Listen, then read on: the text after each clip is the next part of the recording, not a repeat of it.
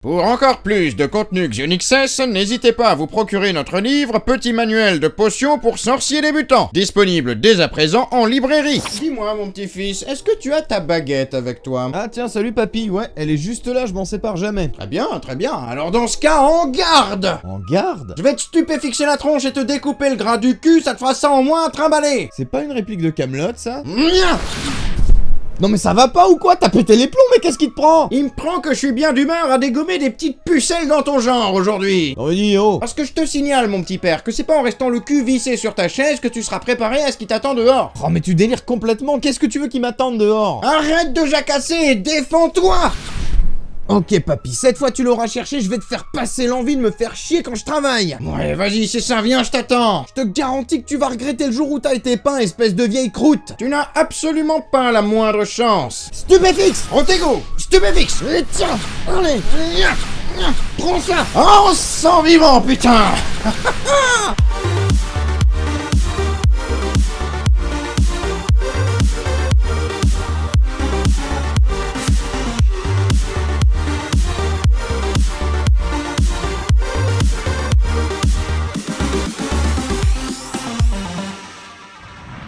Bonjour à toutes et à tous et bienvenue dans cette nouvelle vidéo. Et au fait papy, depuis quand t'as une baguette magique toi? Je te rappelle, jeune homme, que je suis le grand général Nixes. Je sais utiliser toutes sortes d'armes. Eh bah tu sais quoi, ça tombe super bien, tu vas pouvoir nous aider parce qu'aujourd'hui on va justement parler de l'arme des sorciers, on va parler de la baguette magique. Imaginez ça, vous venez de recevoir votre lettre d'admission à Poudlard, le grand jour est arrivé, il est à présent temps de vous procurer toutes vos fournitures, direction le chemin de traverse pour vous acheter l'un des objets indispensables de la liste chez ce bon vieux Ollivander, votre première baguette magique. Et il y a quelque chose qui m'a toujours intrigué dans Harry Potter, c'est l'utilité de la baguette magique. Pourquoi est-ce que tous les sorciers se doivent d'en posséder une alors que visiblement c'est possible de pratiquer la magie sans en avoir? Parce qu'à plusieurs reprises dans l'histoire, on peut voir Harry utiliser la magie sans avoir besoin de sortir sa baguette. Dans Harry Potter 1, quand il fait disparaître la vide du serpent, ou encore dans Harry Potter 3, quand il fait gonfler sa tante Marge, mais il n'y a pas que Harry. On sait aussi que Dumbledore est capable de pratiquer la magie sans utiliser sa baguette. Dans les animaux fantastiques, on a également pu voir Grindelwald utiliser la magie sans en avoir besoin lui non plus. On a aussi les elfes et les gobelins qui n'ont carrément même pas besoin de baguettes magiques et qui peuvent se montrer parfois même plus puissants encore que les sorciers qui en ont une. Et enfin, d'une manière générale, quand on s'intéresse à ce qui se passe dans le reste du monde, on apprend que les baguettes ne sont pas utilisées partout et que certaines écoles, comme Ouagadougou, qui est l'école africaine et soit dit en passant la plus grande école de magie du monde, ne s'en servent que très peu. Et donc, sachant tout ça, je pense qu'il y a une question qu'on est en droit de se poser: à quoi servent les baguettes magiques? Pourquoi est-il si important que chaque sorcier en ait une? Parce qu'a priori, ça a pas l'air d'être si indispensable que ça. Et bien au-delà du fait que la baguette est dans Harry Potter le symbole phallique par excellence et qu'il marque pour tous les jeunes sorciers l'entrée dans l'adolescence avec tous les émois que ça implique, je pense qu'il faut d'abord se demander d'où vient le concept même de la baguette magique. Si aujourd'hui elle est surtout utilisée par nos sorciers ou par les magiciens dans leurs spectacles, il faut remonter à l'Égypte antique pour trouver les premières mentions de cet objet. À l'époque sculptée dans les défenses d'Hippopotame, elles étaient utilisées pour invoquer Taweret, la déesse hippopotame de l'accouchement, afin de conjurer le mal au moment des naissances pour faire en sorte que l'accouchement se passe bien et que l'enfant puisse naître sans aucun problème. En outre, depuis le tout début, le symbole de la baguette est associé à la puissance de la magie. Et alors depuis ce moment-là, après on en a eu plein d'autres. On en retrouvera dans l'Odyssée d'Homère avec le mythe de Circé qui a transformé l'équipage d'Ulysse en cochon avec une baguette magique. Au Moyen-Âge, les alchimistes s'en servaient comme symbole de leur pouvoir magique, et il y en aura aussi bien plus tard encore dans les contes de Charles Perrault, donc au XVIIe siècle, notamment dans Cendrillon avec le personnage de la bonne fée qui possède elle aussi une baguette magique. Bref, vous l'aurez compris, la baguette magique est un objet quasiment aussi vieux que l'humanité elle-même. Dès l'instant où on s'est mis à penser à la magie, on a équipé les gens qui la pratiquaient de baguettes pour qu'ils puissent lancer leur sort. Il était donc tout naturel pour J.K. Rowling d'équiper ses sorciers d'une baguette magique, surtout quand on sait que le premier Harry Potter accorde une place particulière aux alchimistes qui en possédaient une. Parce qu'on n'y pense plus tellement, aujourd'hui on a l'habitude, mais avant Harry Potter, les sorciers ils volaient effectivement sur des balais, ils préparaient des potions magiques, mais en revanche ils avaient pas vraiment de baguette magique. Et d'ailleurs, même dans Harry Potter, les sorciers n'ont pas toujours eu de baguette magique. Dans l'univers de Harry Potter, on dit que les premières baguettes ont été inventées il y a environ 2000 ans en Europe. Si au départ elles étaient très sommaires, n'offrant pas de résultats à la hauteur de ce qu'on peut trouver aujourd'hui sur le chemin chemin de traverse, il y a quand même une famille qui a réussi à se distinguer dans ce domaine, qui a aujourd'hui encore une réputation internationale et qui porte un nom que vous connaissez très bien, la famille Ollivander, dont les premières baguettes ont été fabriquées en l'an 382 avant Jésus-Christ. D'ailleurs, petite anecdote, je sais pas si vous le savez, mais le nom Ollivander, ça signifierait littéralement celui qui possède la baguette en olivier. Ce qui pourrait vouloir dire que la famille Ollivander est originaire d'une région méditerranéenne, puisque c'est principalement là que poussent les oliviers. Et vous le savez, la baguette choisit son sorcier, Monsieur Potter. Et si elle peut le faire, c'est parce qu'elle a une personnalité propre. Ainsi, une baguette aura toujours tendance à rechercher quelqu'un avec qui elle sera en adéquation, et à rejeter les sorciers qui, au contraire, la dérangent. Une personnalité qui est principalement influencée par la manière dont elle a été fabriquée, et qui peut varier selon plusieurs caractéristiques qui sont sa longueur, sa flexibilité, le cœur qu'on a mis à l'intérieur, qui peut être issu d'un animal ou d'un végétal, et le bois de l'arbre dans lequel on l'a taillé. Et autant à peu près n'importe quel bois peut servir à faire une baguette magique, on peut se diriger vers plus ou moins tous les types d'arbres, autant on ne peut pas utiliser n'importe quel arbre. Parce que les baguettes ne peuvent être taillées que dans des arbres qui sont eux-mêmes imprégnés par la magie. Ça ne marchera pas si on n'utilise pas un arbre qui n'est pas lui-même magique de base. Et pour les repérer, eh bien rien de plus simple, il suffit de chercher les arbres dans lesquels vivent des beaux trucs. Mais alors attendez, du coup, est-ce que ça veut dire que parmi les arbres, il y a aussi des sorciers et des moldus? C'est dingue ça, et vous croyez que comme nos sorciers et nos moldus à nous, eux non plus ils s'aiment pas? Vous croyez qu'ils ont un Voldemort eux aussi? Un Voldemort arbre? Et qu'il est mort en essayant de tuer un bébé arbre? Henri Pommier, le buisson qui a survécu.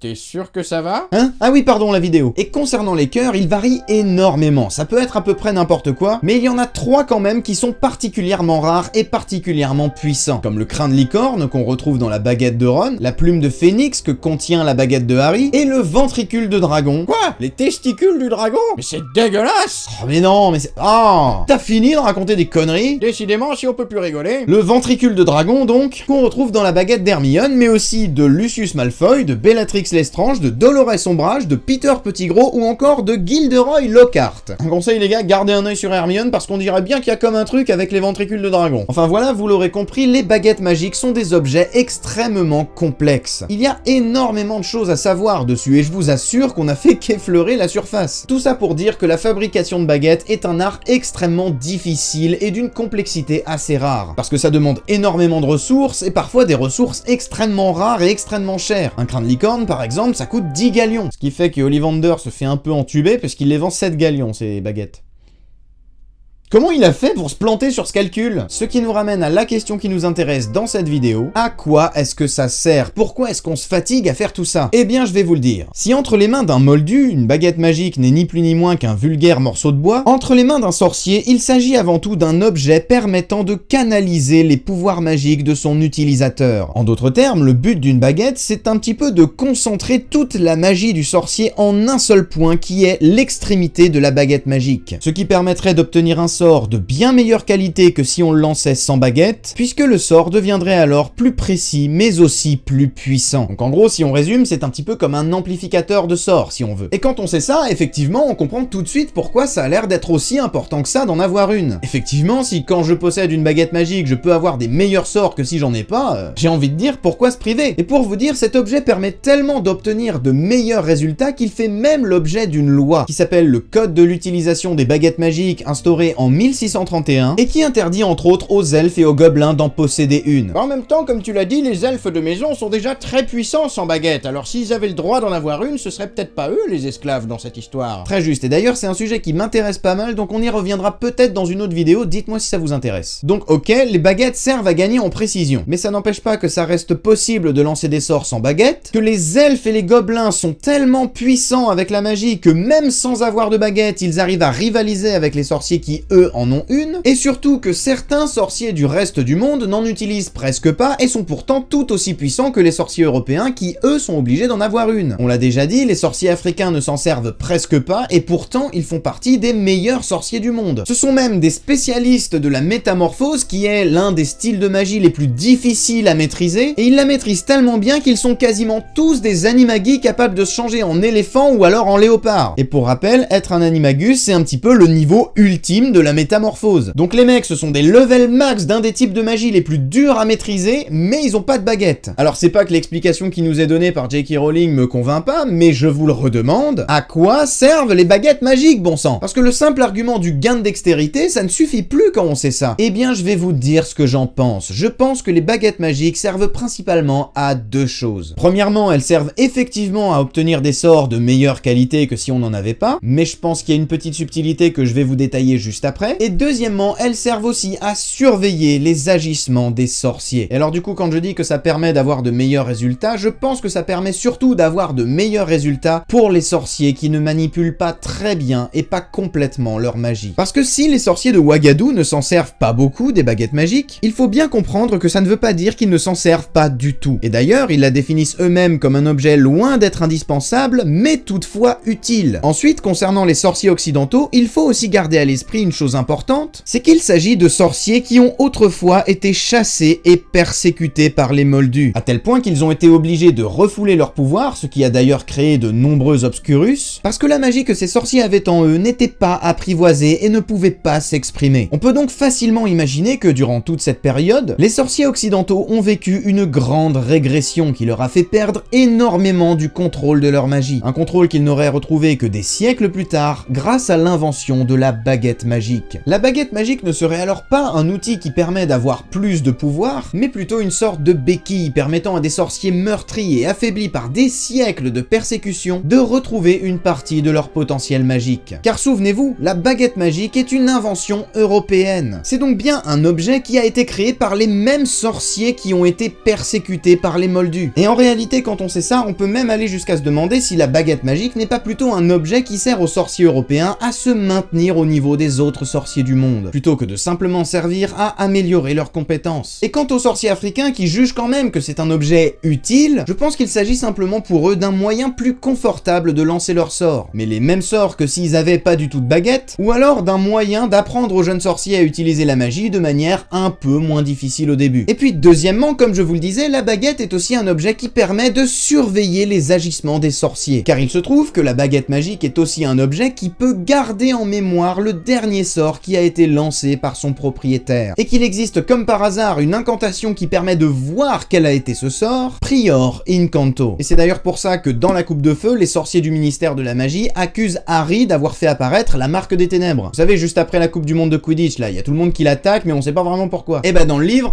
c'est expliqué ça. C'est parce que Barty Croupton Jr. il a utilisé la baguette de Harry pour faire apparaître la marque. Du coup, les ministres, quand ils sont arrivés et qu'ils ont vu qu'il y avait Harry, ils ont pris sa baguette et ils ont fait Priori Incanto. Ils ont vu que c'était sa baguette qui avait fait apparaître la marque, ils lui ont fait haha, on te tient, scélérat. Et dans le film, la seule chose qu'on voit, c'est haha, on te tient, scélérat. Et du coup, on a un peu l'impression qu'il se fait accuser et agresser par le ministère un peu gratos, quoi. Et je sais, vous allez dire que je parle que d'eux, mais les sorciers africains, eh ben on leur reproche beaucoup justement de pas utiliser de baguette magique pour cette raison-là. Parce que comme eux ils lancent des sorts avec leurs mains ou avec leurs doigts, et ben on peut pas lire le dernier sort qui a été utilisé avec leur baguette, puisqu'ils ont pas de baguette. Du coup, impossible de vérifier le dernier sort, et impossible quelque part de les surveiller. En plus de ça, ça va même bien plus loin, puisqu'ils peuvent carrément faire croire qu'ils ont pas fait exprès de lancer un sort. Du coup, techniquement, ils peuvent stupéfixer quelqu'un et faire croire que c'était un accident. Genre comme ça. Eh, salut Billy! Merde, et voilà l'autre con là, il commence à me saouler lui. J'ai peut-être une idée d'ailleurs pour m'en débarrasser. Salut!